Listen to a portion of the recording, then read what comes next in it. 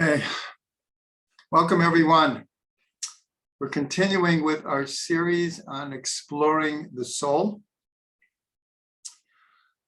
I shared on the WhatsApp, hopefully everyone's on the WhatsApp, the chart that we're going to be learning tonight.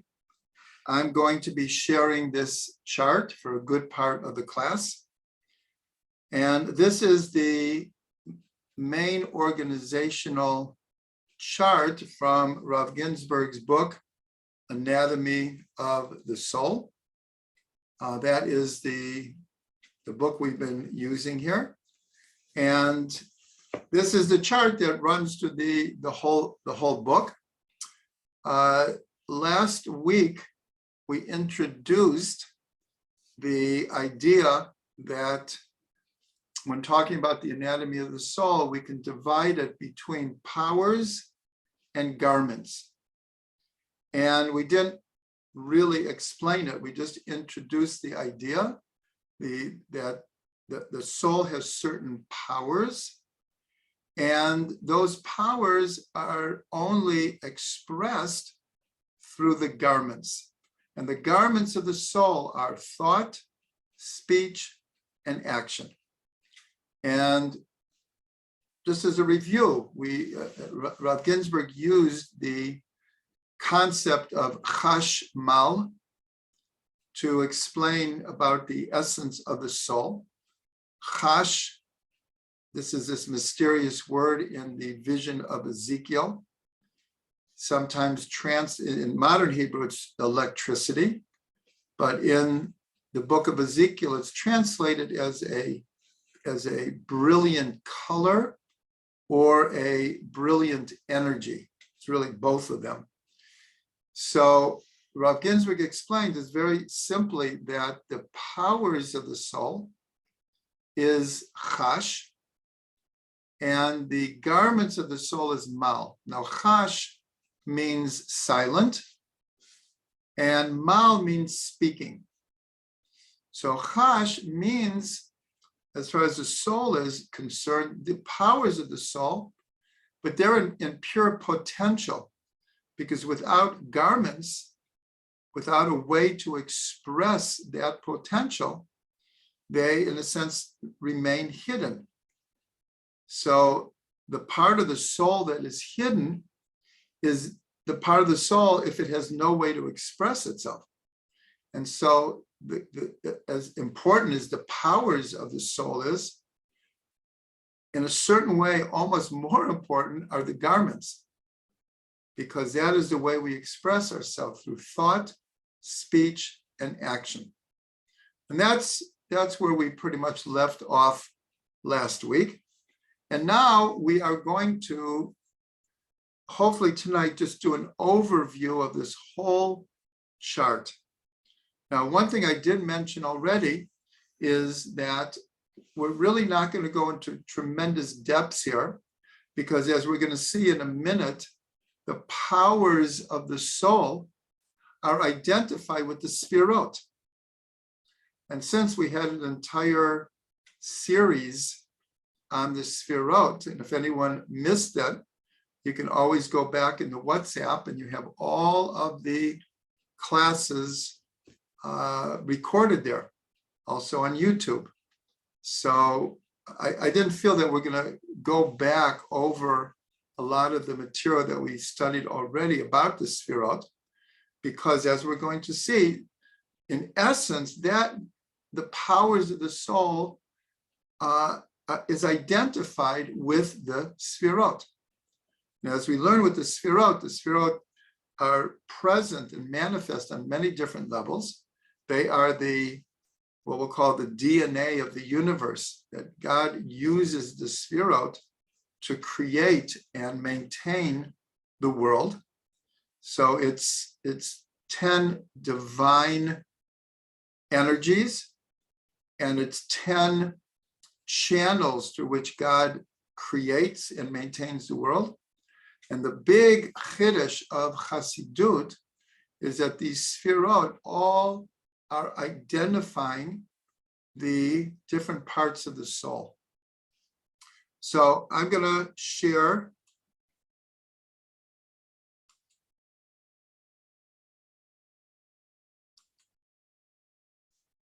I'm going to share here.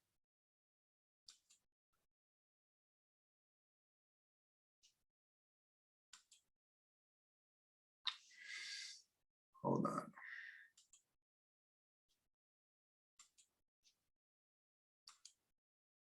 There we go. Okay, I hope everyone can see. This is the whole chart, and I'm pretty much going to keep it up the entire class. Okay, so again, my purpose tonight is to be able to go through this whole chart.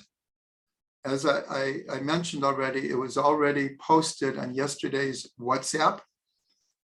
And if anyone doesn't have the WhatsApp, you should be in touch with us so we can direct you to that, or someone can put up on the chat how people could get into our fundamentals WhatsApp. So here, we're going to start on the far left, and we see that we start it very general, and it becomes more and more detailed as more particulars as we move in this direction to the right. So we begin on the left with the powers and the garments of the soul. So we're going to start with the powers, and we'll see that there's two types of powers of the soul. There are transcendent or transcendental powers of the soul, and there is what's called immanent powers of the soul. Now, it's very, very important to point out that when we talk about Hashem, these are the same words that we use to try to describe or understand the nature of God, that there is an aspect of God that is transcendent, and there's an aspect of God that is immanent. Transcendent means, the other term that we use in Kabbalah is sovev kol olmin. He surrounds all worlds.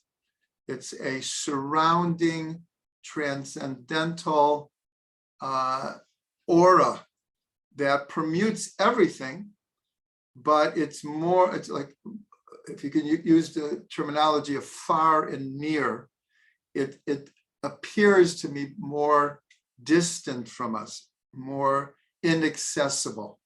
And then we have the immanent powers of the soul. And these are the powers, we're talking about God here. And this is the energy of God that manifests itself in the world. This is very connected to the idea of Shekhinah, God's presence, the idea of Elohim being the manifestation of nature. So God is immanent, meaning in every point of space and in every moment of time. But we use the same words when relating to the soul, because we are created in the image of God. So just like God has a transcendent nature and an immanent nature, so does the soul. Okay, now we're going to move more towards the right, and we'll see that the transcendent powers of the soul are pleasure and will. Now, again, for those who, and it's, I think most of you who went through the series of the Sfirot, so we know that in Keter, the highest of the Sfirot, there's actually three, what I call the three heads of Keter. But in Kabbalistic terminology, we say that there's two partsufim, meaning there's two levels. And here we see in the chart that we have pleasure and will. In Hebrew, pleasure is ta'anug, and will is ratzon.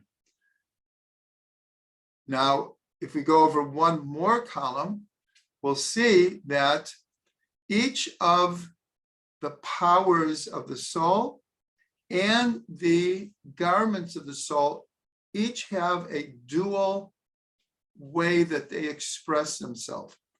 Two different manifestations of each of the transcendental and the immanent powers of the soul. And the same with thought, speech. The only difference is action, as we'll see, does not have a dual manifestation. It has a singular manifestation, as we will touch on later. So now let's return quickly to pleasure and will. And we see that pleasure, there's two types of pleasure. One is called simple, and one is called composite. So in Hebrew, it's pashut and murchav. Murchav also means like complex, composite. So here, if you look one column more to the right, there's where we see faith. This is the third head of Keter. Faith, pleasure, and will. And faith is the expression of the simple pleasure of the soul. How do we understand this? The simple pleasure of the soul is those times when we feel very close to God, we feel very close to our own soul, and that is this most simple pleasure. It's when we know who we are, we know what our purpose is. That is our faith, that is our emunah. Or when we feel so close to God and we feel that faith in God, that's called simple pleasure. Composite pleasure is a type of pleasure that is directed towards the world. In other words, simple pleasure is a type of pleasure that comes from inside of us, independent of anything or anyone else. It's a type of inner experience of being alone with oneself and at peace with oneself. That's why it's called simple pleasure, this kind of faith. But composite pleasure is a type of pleasure that's directed into the world, into reality. And there's a drive in the soul to find and express pleasure in relating to the world. So you'll see under faith in the right-hand column, there's a type of delight of the intellect, there's a delight of the emotions, and here there's a delight of speech. So these are different types of pleasure we get. We get pleasure when learning Torah. We get a pure intellectual type of pleasure. And then there's a pleasure of the emotions. When we're feeling love or kindness or thanksgiving or gratitude or fortitude or strength. These are all powers of the soul that we get delight in. So again, just in simple, there's a pleasure that's directed inward or Godward, and there's a type of pleasure that is manifest by relating to the world. Again, this is a survey that we're doing tonight. So the next one of the transcendent powers of the soul is will, which of course is ratzon. And here in English, there's what's called supreme will or common will. And in Hebrew, it's called ratzon elyon and ratzon tachton, like the higher type of will and the lower type of will. What is an example of the higher type of will, the supreme? So here we have an explanation. It says beyond reason and understanding. And common will is in accordance with reason and understanding. Obviously, will is one of the most important components of a human being, is that without will, we're not able to accomplish very much of anything. Will is the power of the soul that allows us to manifest in a certain way all the other powers of the soul. And here in the common will, in accordance with reason and understanding, this is the type of what we'll call more conscious will, where we direct our will towards a task, towards a mission, towards a purpose in life, in accomplishing things. But then there's a type of supreme will, which is beyond reason and understanding. In Hebrew, and I think what we'll do is, B'li Neder, we'll post the same chart, but in Hebrew. So everyone can also see the Hebrew terms for all of these concepts. So, as I said, there's a type of will that's according to reason and understanding, but there's a type of will that is beyond reason and understanding. It doesn't mean it's illogical, but what it means, it's a higher level. In other words, pleasure and will go together. The human being, like an animal, is hard-drived for pleasure. The more, as it were, animal-like we are, the more we seek purely physical pleasure. And the more spiritual we are, the more our divine soul speaks through us and is activated, then we find pleasure in spiritual things, in learning Torah, in music, in nature, in meditation, these kinds of pleasure. Oneg Shabbos, the pleasure of Shabbos. But sometimes our pleasure and will, which is directed below, sometimes there's a higher calling that, in a sense, goes against pleasure. And there we need to attach ourselves to a higher level of will. In other words, sometimes to accomplish what we have to do means sacrificing pleasure. If someone, I'm just taking an example, wants to be a doctor, so it's a long journey, and there's a lot of not such pleasant parts of the whole process. And there we have to call upon our higher will. Our higher will is dedicated to be a doctor, to help others.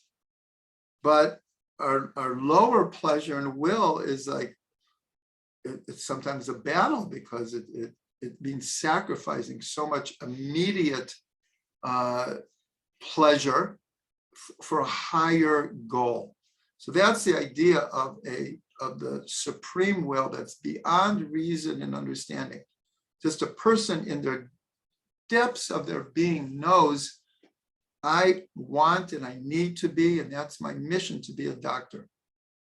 And you can't write it down exactly why that is. It's just something that is beyond reason and understanding, but that is what is driving us. Okay, so those are the transcendent powers of the soul. Again, for those who studied with us the Sfirot and are familiar, this is Keter. All of the transcendent powers of will, pleasure, and ultimately faith, Emunah, is in Keter. Now, when we move into the immanent powers of the soul, this is going to follow exactly the Sfirot. So if you see the first, it's divided into two. There are the intellectual Sfirot, or powers of the soul, and there are the character attributes of the soul. And here what's interesting, because I looked in the Hebrew, the way that the terms in the right columns are written of Chachma and Bina, it's usually the opposite. Usually you'll see Chachma on the right and Bina on the left, or Chesed on the right and Gevura on the left, Netzach on the right and Hod. And in the Hebrew, they have it exactly what we're used to. I'm not exactly sure why they did it in this way. Maybe because people are reading from left to right, and they thought for people who didn't know the Sefirot so well, that it would be easier to explain in this order. But just everyone should know that usually Chachma is on the right and Bina is on the left. Anyways, the intellectual powers of the soul. And this is what I said before. Now we see that when we talk about the soul and we talk about the powers of the soul, these are the Sefirot. And when we studied the Sefirot, we did learn it according to how God uses the Sefirot in creation, and how the world, the physical material world, is formed and maintained through the 10 Sefirot, and how the soul is corresponds to the Sefirot. So here, the intellect,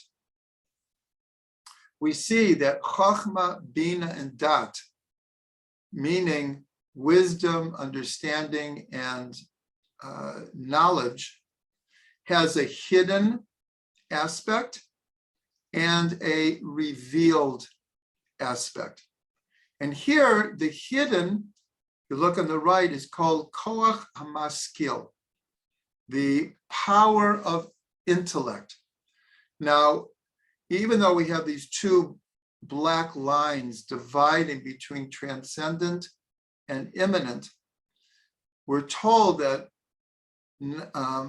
wisdom, understanding, and knowledge, there's two levels. There's a revealed level. There is conscious wisdom, understanding, and knowledge. But it's really drawing from a more hidden power of intellect that's really in Keter. And that's why there's a verse that says, Chachma me'ayin timatzeh. Chachma is found in the ayin, in the Ein Sof, in the infinite. And the infinite is transcendent. So there's a type of wisdom, understanding, and knowledge, Chachma, Bina, and Dat, that's very grounded in this world. It is very conscious. But when we're talking about really Torah type of wisdom, certainly Kabbalistic type of wisdom, we're talking about one has to be able to draw from the source of wisdom. And the source of wisdom is beyond what we usually relate to intellect, call it being smart, knowing a lot of facts, being able to memorize, being able to put things together, to analyze. All of that is indispensable in this world. We use it 24/7, but there's a deeper, higher, more transcendent source of hidden intellect that we want to connect to. And that's why, if you see next to the word Chachma is in parentheses is Bitul. And we learned that the inner dimension of Chachma is Bitul. Bitul is selflessness, ego nullification. So we all know that know-it-alls have big egos. Here, we're talking about a type of wisdom that a person has to become selfless in order to connect to the higher hidden Koach HaMaskil. Then we go to the character attributes. And here we're used to, especially during Sfirat to Omer, we're counting the 7 weeks of the Omer, and each of the weeks of the Omer represents one of the character attributes.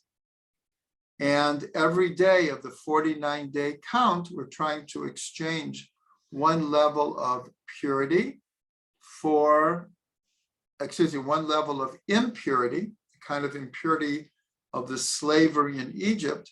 And as we are approaching Mount Sinai, we're approaching the giving of the Torah in Shavuot, each day we're trying to fix one of the levels of character attributes. So we've been dealing with it as a whole, all 7. But really the 7 are divided into 2. And one is called the aroused emotions, and the other is the more innate, behavioristic, intuitive types of emotions. So the aroused emotions are Chesed, Gevura, and Tiferet. This is love, fear or awe, and beauty or holism, shleimut, wholeness, and their inner dimensions of ahava, yira, and rachmin, love and fear and awe, and compassion. So these are the aroused emotions. In other words, love is an arousal that, I suppose there's a cold kind of love. I think probably many of us have experienced a cold type of love. It is love, but it's somewhat cold. And also there's the aroused, the more fiery, the more emotional type of love. Same thing with Gevura. There's a passive strength, and then there's a very assertive type of strength. So the 7 lower sphirot, sometimes called the midot, the character attributes, are divided into the aroused. The innate is Netzach, Hod, Yesod, and Malchut. And Netzach is victory, eternity. Hod is thanksgiving, acknowledge, glory. Yesod is foundation. And Malchut is kingship, sovereignty. And so these are less emotional and more intuitive, more behavioristic. And we can see from the powers of the soul, we are quite literally going from the head down, from the transcendent, above our heads, into the intellect, into the emotions that are very connected with the body. And these are the powers of the soul as in a hierarchical kind of construct. And then, so in the innate, like I said, these we get closer and closer to action. In other words, in the intellect, it's thought. And as we move down the sphirot, especially when we get into the innate, Netzach, Hod, Yesod, and Malchut, this is putting into practice, putting into the world. It's the same thing with the sphirot. We're just starting the week of Yesod. Actually, we're almost halfway through the week of Yesod. As we get closer to Shavuos, we should be concentrating and focusing more of all of the contemplation that we've done during the weeks of the Omer and all the different tikkunim we've been trying to make and all of the rectifications that we're trying to make, that it's moving from thought and more into action. So that brings us to the 3 garments of the soul. And like I said, that the powers of the soul relatively are silent unless they're expressed. It's the same thing that light doesn't really shine unless there's a vessel that is going to receive it. If there's no vessel, then there's really no awareness of the light. So the garments are obviously very, very important. And as you'll notice, thought and speech both have a dual manifestation, whereas action is singular, as we'll explain. So let's go to thought. Give me a second here.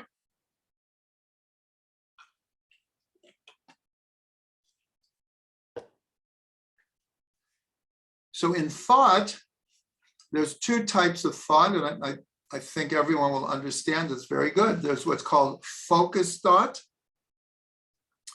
and random reflection. So focused thought obviously is when we are thinking about something and we're focused.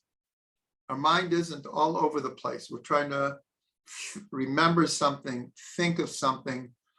Let's say we're in a class, and even though all of us have 100 things in mind, but during the class, we're focused. We're focused. Hopefully, when we're praying, we're focused. We're meditating, but actually, that's why we have a second type of thought. We know how hard it is in Torah learning, in meditation, and in prayer to actually keep our focus. So there's a second type of thought, which is like a flow of thoughts. Sometimes random, and sometimes actually very, very intentful, but it's a flow of associations. So each one has its advantage and disadvantage. The advantage of focused thought is we can actually not get lost in 100 other thoughts. We can keep focused. Hopefully we can learn, we can remember, we can apply it to our lives. Part of it, and that's indispensable. But on the other hand, sometimes when we're totally focused and we don't allow the mind to wander in a creative way, then a lot of times we create mental, emotional, psychological boxes for ourselves because we don't give permission to dream. We don't give permission to let the mind just go where it wants to go. Now, obviously, the disadvantage of that is people get spaced out. People can't focus. It leads in unrectified thought, it leads to a lot of fantasies, whether they're sexual fantasies or ego-driven fantasies or jealousy kind of fantasies or revenge kind of fantasies. We all know the problems with random type of thought. Now, random type of thought is very, very connected to the imagination. And we learned in one of the previous classes that one of the roots of the word Adam, human being, is the word for imagination is dimayon. It's the same root. And remember, we learned that Rashi said that being created in the image and likeness of God is the intellectual component of a human being, the ability to think in a focused, complex, philosophical, advanced, complex kind of way. So Dimayon is very connected to what an Adam is. But we know that there is unrectified imagination, which can lead a person to the worst places. We all know that in our minds. but then a lot of people will act on their imagination. And then the positive is, this is the creative energy in a human being to create, and the artistic urge and just the creative urge is coming from the imagination. And in the writings of Rambam and Ramchal, they explain in great detail the importance of imagination in prophecy, which is a bit surprising because we would think that the last thing that prophecy should be connected to is the imagination, because here the prophet is hearing or being granted a vision from God. So where does the imagination come in? But both the Rambam and the Ramchal explain that for all of the prophets, except for Moshe, all of the prophets, their prophecy was being channeled through their ability and rectified imagination. And that's why the prophets, the Gemara says, every prophet wrote in his or her own style. Because, I mean, there are many exceptions, but most of what the prophets were writing were not exact words that God said, say this, say that. They received a prophetic vision, a clear or semi-clear vision, and then they routed it through a fixed imagination, and they came up with these metaphors, the symbolic language, allegorical, parable type of language that we're used to seeing in the prophets. So here we have two types of thought. And this, again, this is how the soul, how does all of the powers of the soul express? So it begins through thought. It begins through thought. And then we go to speech. And again, we have two different aspects. One is called profound speech, and one is called superficial speech. And here, the expressions used in the right-hand column is that profound speech is words spoken from the heart. And this is the expression in the Gemara that words from the heart enter the heart. In other words, when a person talks from their heart, honestly, with real feeling, the person hearing it will be received. And then there's what's called superficial speech, which here it says words that issue only from the lips and outward. So this is what we call lip service. When a person they're not talking from their heart. They're going through the motions of saying what should be said, of being polite and saying the right things at the right time. They don't necessarily mean any of it. They could mean it, but it's just superficial. So Rav Ginsburg brings from the Gemara a very interesting connection to Shavuos, which is coming up, is that the sages used this idea of words from the heart and words from the lips and outward in a way to describe the comparison and the difference between God's speech that created the world, because as it says in Pirkei Avot, God created the world through 10 expressions.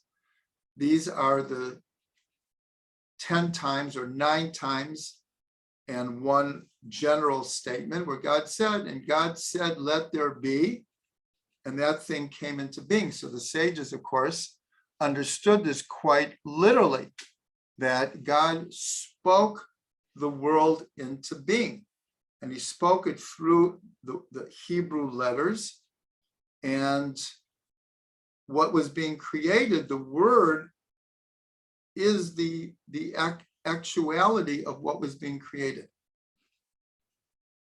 And yet, now this is like such a high level, God is creating through speech. But the sages said, in comparison to the 10 commandments, especially the first two that all the people heard, the other 8, Moshe heard and related to the people, because the people became overwhelmed with the presence and revelation of God. So the sages said the 10 commandments can be compared to words that come from the heart. This is called profound speech. So what's the connection here? Is both have to do with speech, but the secret is in a Rashi on the Shabbat of Bereshit, where it says Yom Hashishi vayachulu hashamayim va'aretz v'chol tziba'am, and it was on the 6th day when God finished the heavens and the earth. So it says Yom HaShishi, the 6th day, like the with a capital T, the 6th day. And Rashi points out that the other days of creation, it doesn't say Yom HaSheni, Yom HaShlishi, the 2nd day, the 3rd day, only the 6th day. So he explains why that is. So he says something so profound. He says that this is reminding us of another 6th day. When it says Yom HaShishi, the 6th day, it's a hint for another 6th day. What's the 6th day? The 6th day of Sivan, the day that the Torah is given. We celebrate Shavuos on the 6th of Sivan. But Rashi continues and says that until the 10 commandments, until that Yom HaShishi, that 6th day, it was as if the whole world was al tanai, on condition that the Jewish people would receive the Torah on Mount Sinai. So this really answers the difference between the two types of speech. In other words, God creating the world was, of course, phenomenal. But that just to create the world without introducing the Torah to the world, so the world was lacking, was on condition. God only created the world because he knew that at the right time, he would reveal Torah into the world and the Jewish people would receive it. And then the world became fixed on its foundation. So that's why the 10 Commandments is, in a sense, considered a much deeper type of divine speech than even creation.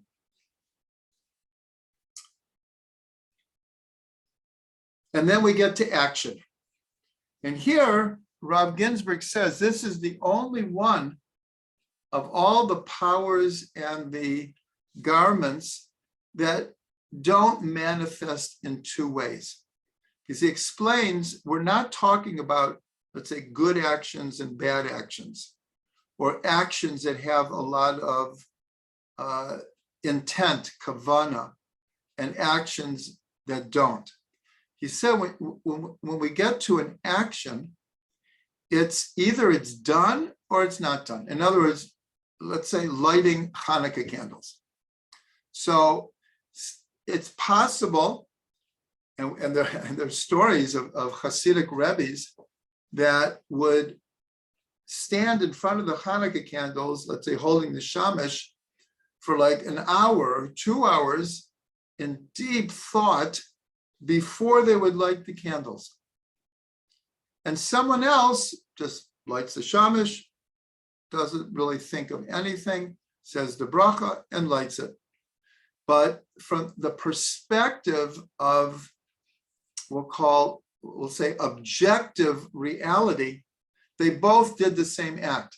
They both lit the candles.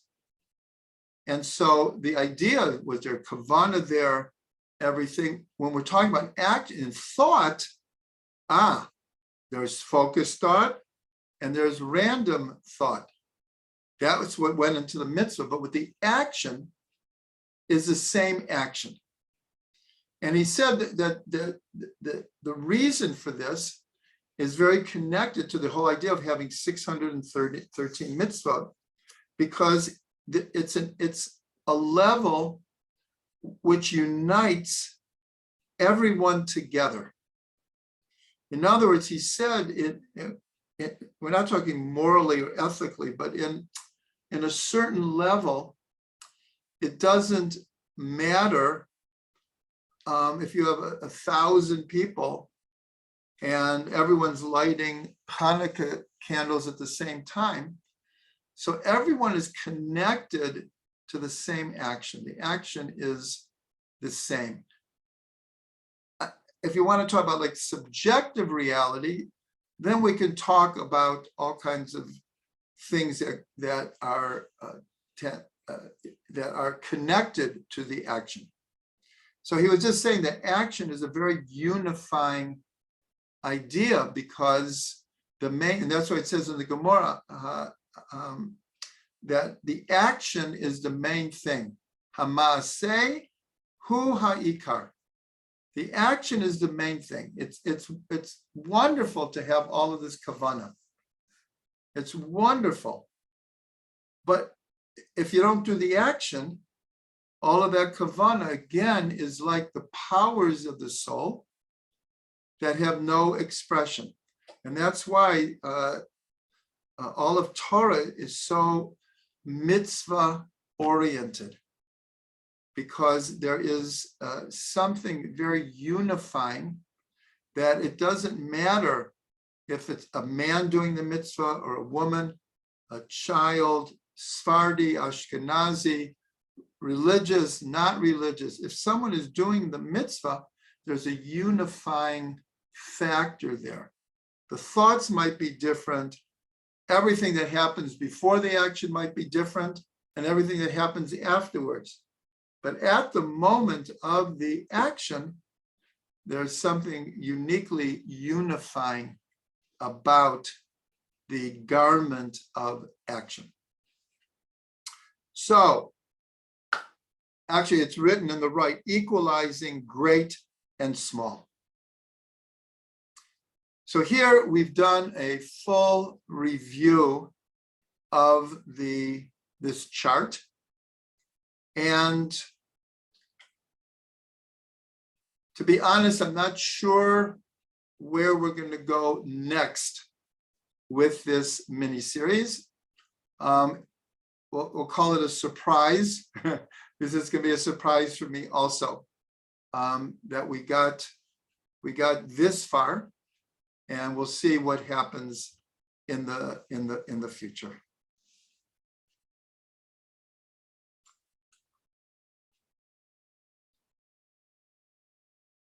Oh, I have to stop sharing.